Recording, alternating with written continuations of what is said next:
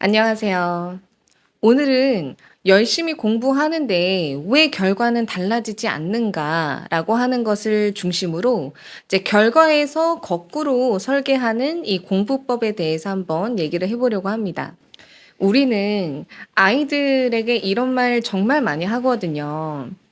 공부 열심히 해야지. 너한테 맞는 공부법을 한번 찾아봐. 결과도 중요한데 과정도 굉장히 중요한 거야.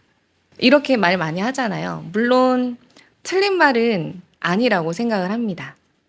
이제 노력도 중요하고 자신에게 맞는 이 방법을 찾는 것도 굉장히 중요하죠.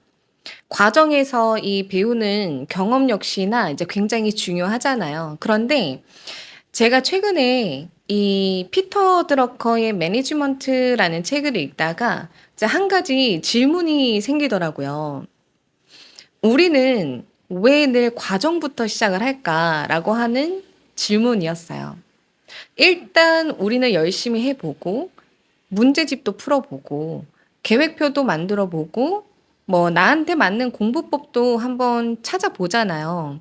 이제 그 다음에 이제 그 결과로서 이제 좋은 성적이 나오기를 기대를 하거든요. 네, 그런데 피터 드러커가 소개하는 그 에디슨이 일하는 방식은 완전히 정반대였어요. 에디슨은 먼저 자신이 만들어내고 싶은 제품이 무엇인지를 정의를 했다라고 하더라고요. 그리고 이제 그 제품을 만들기 위해서 그 과정을 여러 단계로 일단 나누고, 그다음에 각 단계의 뭐 순서랑 관계를 정한 다음에 이제 제대로 진행을 하고 있는지 또 확인할 수 있는 기준을 세웠다라고 하더라고요. 근데 그러니까 에디슨은 뭐 무작정 열심히 막 실험만 했다, 실험한 것에만 시작한 게 아니다라고 할 수 있어요.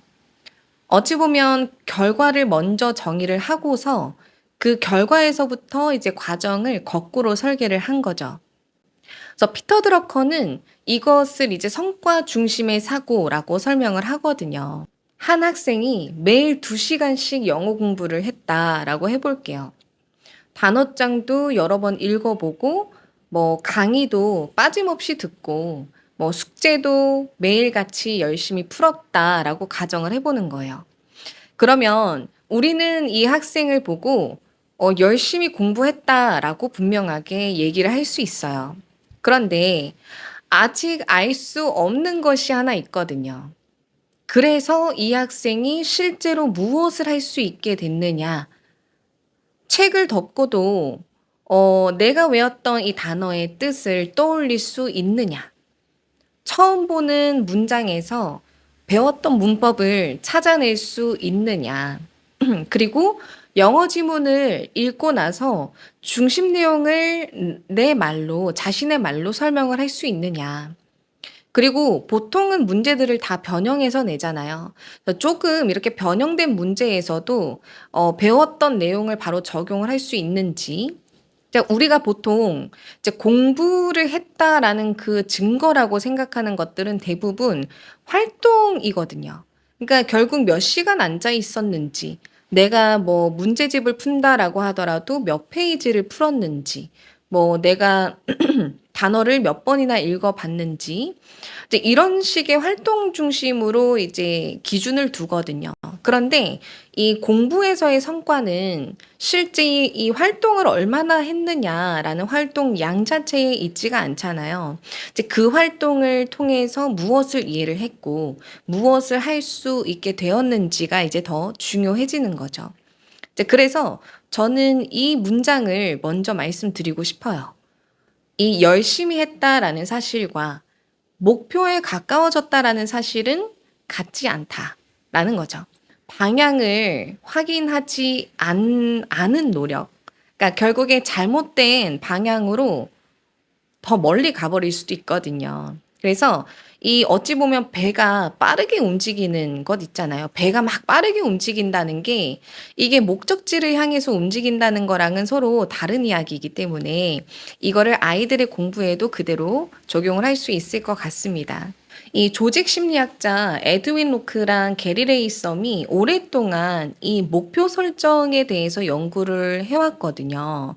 그러니까 이분들의 연구에서 반복해서 확인된 내용 중에 하나는 막연하게 이제 "최선을 다해."라고 말하는 것보다 오히려 구체적이고 도전적인 목표를 제시하는 게 이 행동의 방향을 잡는 데는 더 효과적이다라고 하는 거예요. 이제 이렇게 목표가 구체적으로 정해지면 이제 학생은 실제 본인이 무엇에 집중해야 되는지를 알게 되거든요.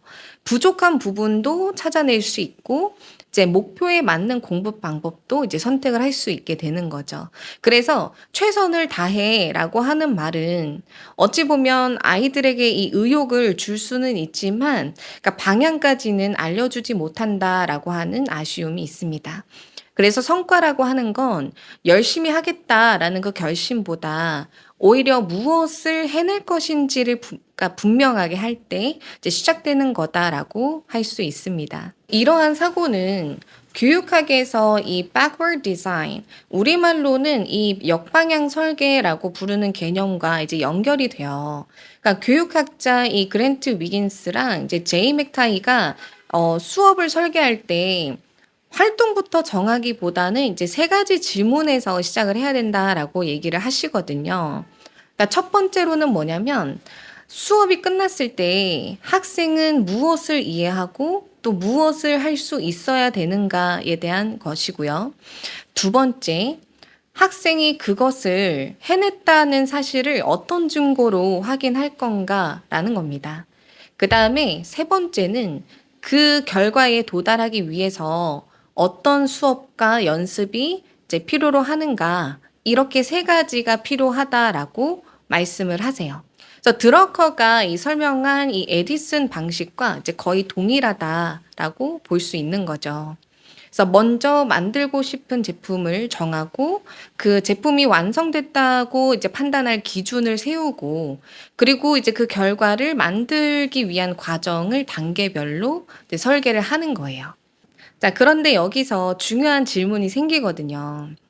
교육에서 말하는 그 결과는 단순히 시험 점수여야 할까라고 하는 겁니다. 자, 물론 시험을 이제 앞둔 학생들에게는 점수가 굉장히 중요한 결과값은 맞아요. 그러니까 현재 실력을 확인하는 거기도 하고 이제 학업 성취를 판단하는 실제 현실적인 기준이잖아요, 이 점수라는 게. 이제 하지만 교육의 어떤 카테고리로 보자면 교육의 최종 결과를 점수로만 정하면 이 공부 과정도 점수를 얻는 데에 필요한 행동으로만 이제 좁아질 가능성이 있잖아요. 뭐 답을 어떻게 빠르게 찾을 거며 뭐 출제 유형들은 어떤 것들이 있는지 막 외우고 또 시험이 끝날 때까지 이거를 어떻게 내가 기억에 담아둘 건지 그러니까 이런 거에만 집중을 하게 되거든요. 근데 반면에 영어 교육의 결과를 이렇게 정의하면 과정은 달라질 거라고 생각을 합니다.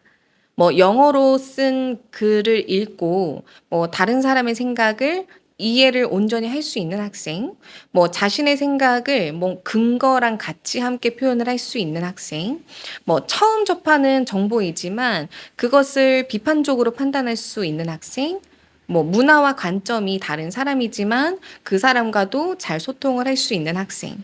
그러니까 이러한 결과를 원한다라고 한다면 이제 단어랑 문법 문제를 반복해서 푸는 것만으로는 이제 충분하지 않다라고 말을 할 수 있는 거죠. 그래서 읽고 나서 질문도 해보고 내가 읽은 내용에 대해서 비판적으로도 한번 비교도 해보고 분석도 해보고 말해보고 써보고 또 새로운 상황에 이제 내가 배웠던 것을 적용해보는 그런 과정이 모두 필요합니다.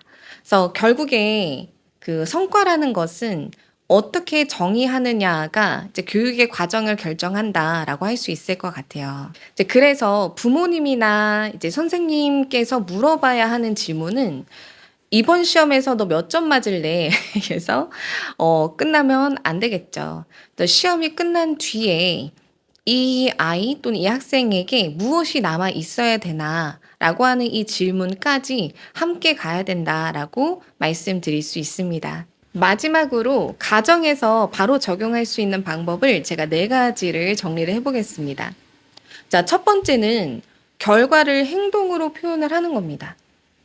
영어를 잘하고 싶다라는 것보다 영어 글을 읽고 핵심 주장과 근거를 내가 설명을 할 수 있다처럼 무언가를 할 수 있다라고 하는 형태로 바꾸는 거예요. 두 번째, 결과를 확인할 만한 증거를 정합니다. 예를 들어서 책을 덮고 설명할 수 있느냐, 처음 보는 문제에도 내가 적용을 할 수 있느냐, 또는 다른 사람에게 지금 내가 알고 있는 내용을 가르칠 수 있느냐, 이제 이런 기준이 필요하거든요. 그리고 세 번째, 필요한 능력과 행동을 나눕니다. 자, 영어 독해라고 한다면 어휘, 문장 구조, 중심 문장 찾기, 주장과 근거를 구분하기, 이런 것처럼 필요한 능력을 나누는 거예요. 네 번째, 결과를 확인하고 이제 방법을 수정하는 거예요. 목표에 도달하지 못했다고 해서 무조건 뭐 노력이 부족했다라고 결론을 내리면 안 되잖아요. 그러니까 개념을 이해를 하지 못한 건지 아니면 정말 기억에서 이렇게 꺼내보는 연습이 부족했던 건지 뭐 같은 실수를 반복을 하는 건지 아니면 계획 자체가 뭐 현실적이지 않았던 건지에 대해서 여러 가지를 살펴봐야 되는 거예요. 그래서 성과 중심의 이제 사고라는 게 뭐 처음 내가 이 계획을 세웠다고 해서 끝까지 고집하는 건 아니니까 그래서 어찌 보면 결과를 보면서 과정을 계속 수정을 해 나간다라고 보시면 되겠습니다. 그래서 우리는 오랫동안 과정이 중요하다라고 말을 해 왔잖아요. 저도 그 말에 동의는 하거든요. 아이의 어떤 노력과 시행착오, 뭐 포기하지 않고 다시 시도해 보는 그런 경험 자체가 오히려 어떤 점수보다는 훨씬 소중할 수 있거든요. 그런데 이 과정을 소중히 여긴다라는 것이 또 결과를 완전히 배제해 놓는다라는 뜻은 아니잖아요. 그래서 오히려 내가 원하는 결과를 분명하게 알아야지만 이제 지금의 과정 자체가 정말 아이를 성장시키고 있는지를 확인할 수 있다라고 생각을 합니다. 그래서 열심히 공부를 했느냐라는 것보다는 먼저 아이가 무엇을 할 수 있게 되었느냐, 얼마나 많은 문제를 풀었냐라는 것보다 오히려 이제 이 처음 보는 문제가 있을 때도 여전히 여기에 내가 배웠던 거를 적용할 수 있느냐. 실제 내가 몇 시간 동안 공부를 했냐라는 것보다 먼저는 이제 내가 하고 있는 이 과정이 실제 목표에 가까워지고 있는 거냐라고 하는 이 질문이 필요한 거죠. 그래서 성과 중심의 사고라는 것은 정말 결과만 바라보는 사고는 아니다라고 할 수 있고요. 그저 원하는 결과를 내가 먼저 정의를 한다. 그 결과를 확인할 기준을 세우고 필요한 과정을 이제 거꾸로 설계를 하고 이제 중간에 어떤 결과들을 보면서 방법을 계속 수정해 나가는 사고다라고 이해를 하시면 되겠습니다. 그래서 오늘 아이에게 또는 학생들에게 너 공부 열심히 했어? 얼마나 했어? 라고 묻기 전에 이렇게 좀 다르게 질문을 바꿔서 물어보시면 좋을 것 같아요. 오늘 배운 공부를 통해서 너가 새롭게 할 수 있게 된 게 뭐야?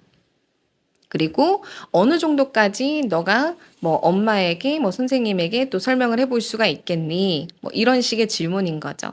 그래서 과정을 소중히 여긴다는 것이 꼭 뭐 결과를 배제한다라는 것이 아니기 때문에 실제 원하는 결과를 분명히 해서 이제 그 과정을 통해 실제 도달을 할 수 있게끔 도와주는 것이 정말 중요하다라고 생각을 합니다.